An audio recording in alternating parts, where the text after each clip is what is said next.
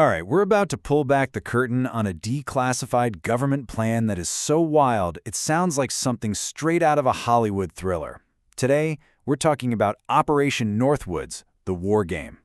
So, let me just start with a really chilling question. Do you think the U.S. government could ever, seriously, actually plan attacks against its own citizens just to justify going to war? Well, the answer, and this is pretty shocking, is yes. It was considered. Back in 1962, a now declassified plan called Operation Northwoods proposed, well, exactly that. And this isn't a rumor. It's all laid out in official government documents. So let's really unpack the details of this shocking Cold War plan. At its very core, it was designed to be what's known as a false flag operation. Now, you might be wondering, what exactly is a false flag operation? Well, it's basically an act of deception. The idea is that the real attackers disguise who they are so they can pin the blame on somebody else. And in this case, they were planning to blame an entire country. Okay, to really get why something like this was even on the table, we got to go back in time. We're talking the early 1960s. The world is deep in the Cold War, right? And for the United States, there was this massive flashpoint just 90 miles off its coast, the Cuba problem. You've got Fidel Castro in power. He's closely allied with the Soviet Union. And, the U.S. government was pretty desperate for a good reason to take military action. So the goal of Operation Northwoods, it was crystal clear. Find a way, any way, to justify a military intervention in Cuba. And listen, this wasn't some crackpot idea from a low-level staffer.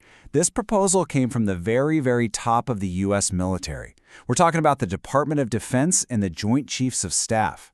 So this brings us to the really sinister core of this whole proposal. A plan to literally manufacture a war. The whole point of this thing was to manipulate public opinion, both at home and around the world. They knew they needed some kind of powerful, emotional event to get Americans in the international community on board with invading Cuba. And when you look at the proposed actions, it just shows how far they were willing to go. We're talking about hijacking or even shooting down a civilian airliner, sinking boats filled with Cuban refugees, simulating attacks on American civilians, staging attacks on U.S. military targets, and then using fake evidence to blame it all on Cuba. It's just incredible. And there's one line from the actual declassified document that is particularly chilling. It says, and I'm quoting here, "We could develop a communist Cuban terror campaign in the Miami area, in other Florida cities, and even in Washington." Just let that sink in for a second. Okay, so after all of that, all these terrifying proposals, here is the crucial turning point in the story.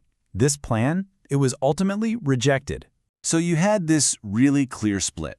On one side, you had the military's top brass, the Joint Chiefs of Staff, pushing for the plan. But on the other side, you had the civilian leadership, people like Secretary of Defense Robert McNamara and, of course, President John F. Kennedy. And they stood firmly against it. And yeah, the final verdict was decisive. The plan got presented to Secretary of Defense McNamara, and he just shut it down immediately. It never even got to President Kennedy's desk for formal approval.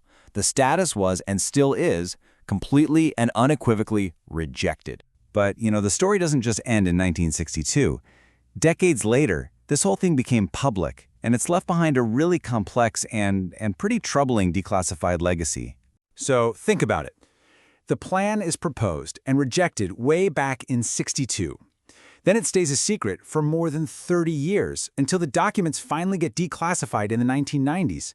And today, it's this powerful case study, a real cautionary tale about government secrecy and the nature of power. So you might be asking, okay, why should I care about some rejected plan from 60 years ago? Well, because the themes here are absolutely timeless. It's a stark case study in government overreach. It shows the very real potential for the abuse of power. And maybe most of all, it highlights just how crucial government transparency really is. It's so easy to hear a story like this and just dismiss it as some wild conspiracy theory. But I have to really stress this point. This is not a theory. The existence of Operation Northwoods is a documented, historical fact, confirmed by the U.S. government's very own declassified papers. All of which leaves us with a pretty heavy question, right? Operation Northwoods, yeah, it was rejected. But the fact that it even existed forces us to ask, in the name of protecting a country, where exactly is the line between national security and outright government deception? It's definitely something worth thinking about.